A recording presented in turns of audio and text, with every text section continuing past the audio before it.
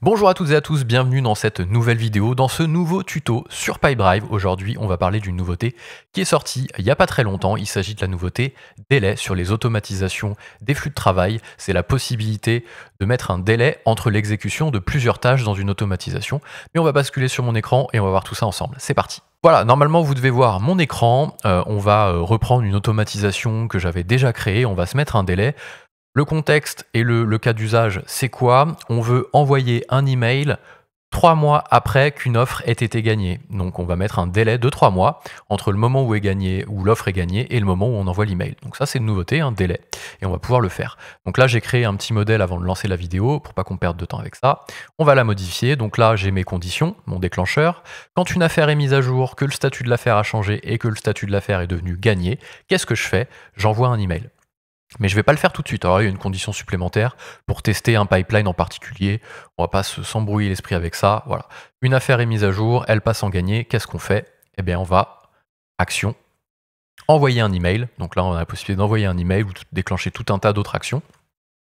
Eh bien, désormais, on va pouvoir mettre entre les deux un délai. On voit ici que c'est nouveau. Et il nous dit continue seulement après l'écoulement de ce délai.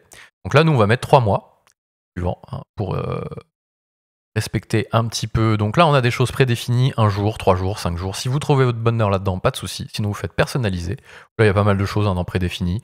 Il y a un petit peu ce qu'on utilise au quotidien. Sinon, vous faites personnaliser. Vous choisissez, alors plutôt en semaine. On va mettre quoi? 12 semaines ici. Ignorer les week-ends. Ça évite d'envoyer des emails le jour des week-ends. 12 semaines après que l'offre ait été gagnée, on applique le décalage. Et une fois qu'on a mis notre délai, on va déclencher notre action. Et là, notre action, c'est quoi? Envoyer un email. Là, je vais pas au bout. C'est pas le but de la vidéo. Le but de la vidéo, c'est que vous expliquez comment fonctionne la nouveauté délai.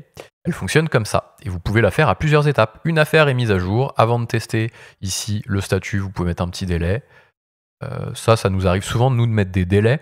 Parce que souvent, je sais pas, on va dire, on envoie un email au propriétaire de l'offre dès qu'une affaire est créée. Sauf que quand l'affaire est créée, si elle est créée par un automatisme, par défaut, elle est créée par un bot, donc le propriétaire de l'offre, c'est le bot au début, et donc personne ne va recevoir l'email.